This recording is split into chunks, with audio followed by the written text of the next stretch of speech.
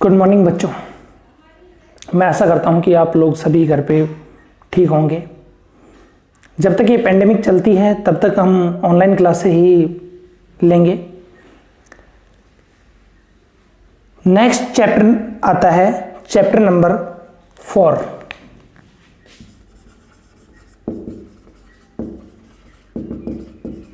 नाम है chemical kinetics. RBSC में ये 4 मार्क्स का आता है और बड़े क्वेश्चन में से इसमें से क्वेश्चन आता है। न्यूमेरिकल्स के लिए सबसे इंपॉर्टेंट है, यहां से न्यूमेरिकल आएगा ही आएगा, तो इसके न्यूमेरिकल्स पे भी आप कंसंट्रेट करेंगे। देखो, केमिकल का अर्थ होता है रासायनिक,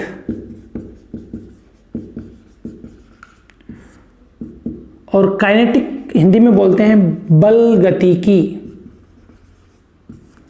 ये लैटिन वर्ड है, ये लैटिन वर्ड से बना है। Kinetics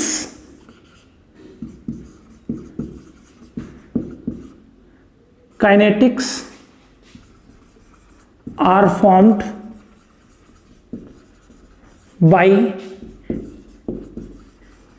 kinesis. किससे बना है ये?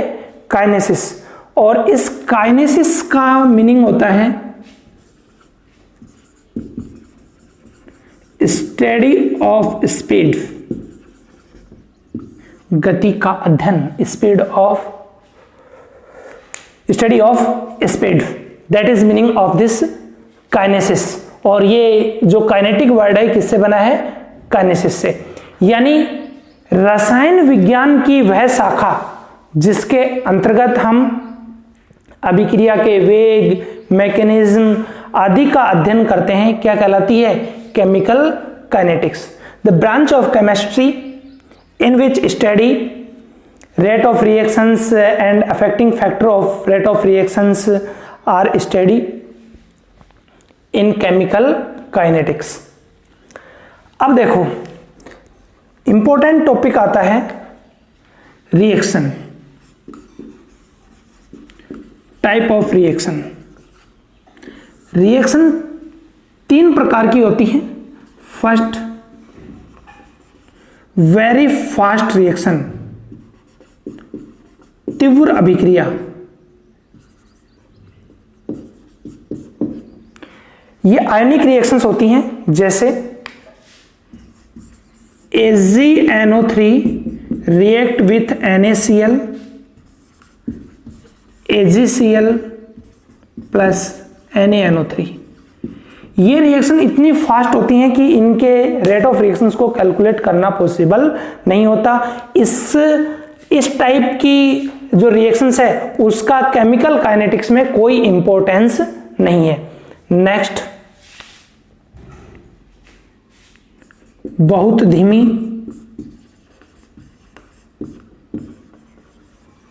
Very slow reactions.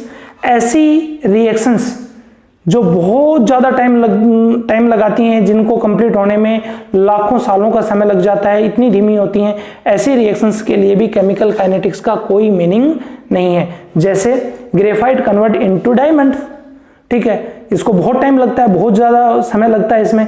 तो ऐसी रिएक्शंस की स्टडी हम इसमें करते हैं, वेरी स्लो रिएक्शंस। और इस वेरी स्लो रिएक्शंस या बहुत धीमी अभिक्रियाओं का केमिकल काइनेटिक्स में कोई इंपॉर्टेंस नहीं है। नेक्स्ट, थर्ड,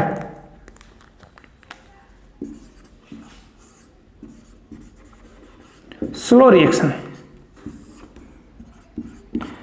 स्लो रिएक्शंस की स्टडी हम केमिकल काइनेटिक्स में करते हैं। इसका इंपॉर्टेंस है कि इसको ना तो बहुत ज्यादा समय चाहिए और ना ही बहुत कम समय चाहिए, ठीक है। इन दोनों के मिड की ये रिएक्शंस है स्लो रिएक्शन। जैसे hydrolysis of ester,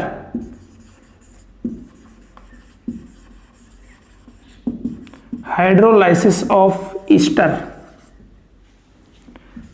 CH3C double bond OR या CH3, इसका हाइड्रोलाइसिस कराओ H+ और OH-, ठीक है। यहां से ये वाला बॉन्ड ब्रेक हो जाएगा ये वाला बॉन्ड यहां से ब्रेक होगा, ठीक है, इसके ऊपर पॉजिटिव, इसके ऊपर नेगेटिव, नेगेटिव को पॉजिटिव से, पॉजिटिव को नेगेटिव से, तो प्रोडक्ट आपका बनेगा CH3COOH प्लस CH3OH, ठीक है। ये स्लो रिएक्शंस में आती हैं, इस रिएक्शंस की स्टडी हम इस चैप्टर के अंदर करेंगे, ठीक है। ऐसी रिएक्शंस को हम बोलते हैं स्लो रिएक्शंस। अब नेक्स्ट टॉपिक आता है अपना रेट ऑफ रिएक्शन।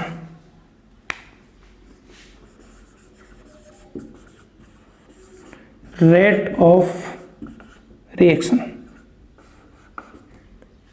देखो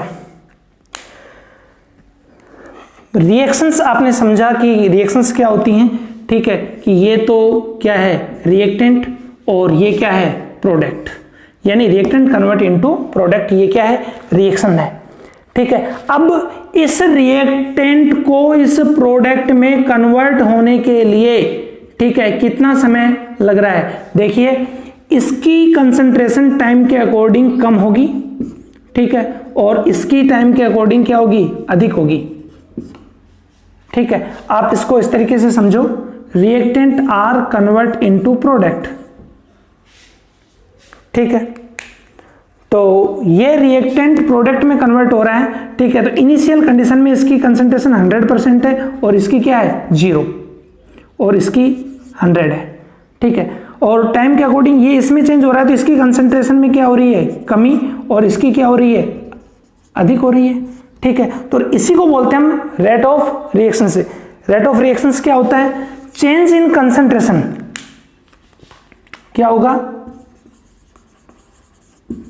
change in concentration of reactant and product upon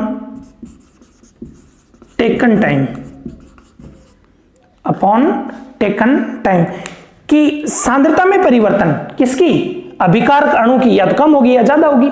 अगर ये रिएक्शंस, इसी रिएक्शंस को हम बैकवर्ड लें, ठीक है, तो अब ये क्या हो गया रिएक्टेंट और ये क्या हो गया प्रोडक्ट, ठीक है। तो अब फॉरवर्ड डायरेक्शन की रिएक्शंस देखते हैं, तो रिएक्टेंट किस में कन्वर्ट हो रहा है प्रोडक्ट में, तो अब इसकी कंसंट्रेशन क्या हो रही है कम और इसकी कंसंट्रेशन क्या हो रही है ज्यादा हो रही है, तो इसकी कंसंट्रेशन में जो कमी आई है, ठीक है, चेंज इन कंसंट्रेशन हो गया, इसमें भी चेंज इन कंसंट्रेशन हो गया, ठीक है। तो इसको बोलते हैं हम रेट ऑफ रिएक्शन। क्या बोलते हैं इसको हम, रेट ऑफ रिएक्शंस। समझ में आया आपको कि रेट ऑफ रिएक्शंस किसको कहते हैं, कि अभिकारक और उत्पाद की सांद्रता में परिवर्तन और परिवर्तन में लगा समय, ठीक है, जिसको बोलते हैं हम rate of reactions. This rate of reactions are two type, ये दो प्रकार का है। वो दो प्रकार कौन कौन से हैं, पहला है average,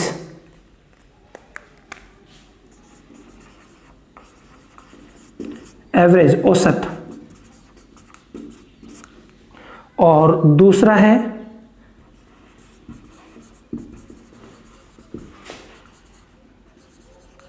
instantaneous rate of reaction.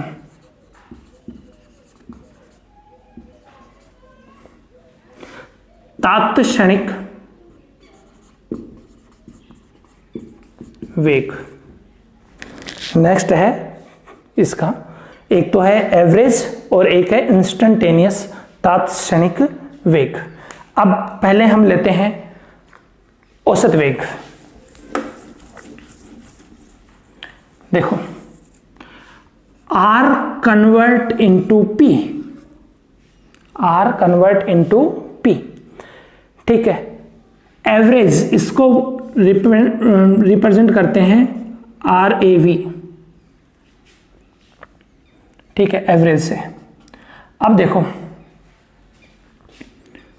Graph बनाते हैं हम।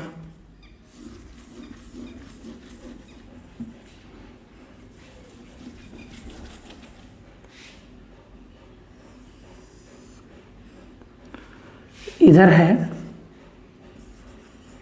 कंसंट्रेशन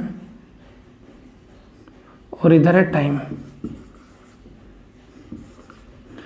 तो देखो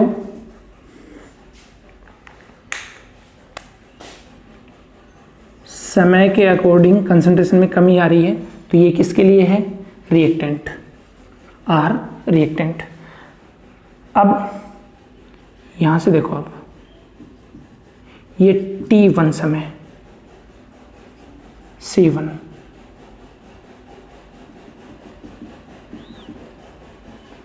T2, C2, ठीक है। और change in concentration del C upon del T। इससे आप इसको इस तरीके से भी लिख सकते हैं, RAV, average rate of reactions, C2 minus C1 upon T2 minus T1। Change in concentration हो गया और चेंज इन टाइम हो गया, टेकन टाइम हो गया, ठीक है। देखो C2 कम है, C1 ज्यादा है, ठीक है, तो यहां से क्या हो जाएगा, ये del C upon del T, ये किस में आएगा? माइनस में। Del C upon del T किस में आएगा? माइनस में आएगा, ठीक है। क्यों? बिकॉज ये आप वीडियो देख रहे हैं, नोट्स में आप इसको लिखेंगे, because C1 is greater than C2, because C1 is greater than C2, ठीक है। ये आपको समझ में आ गया।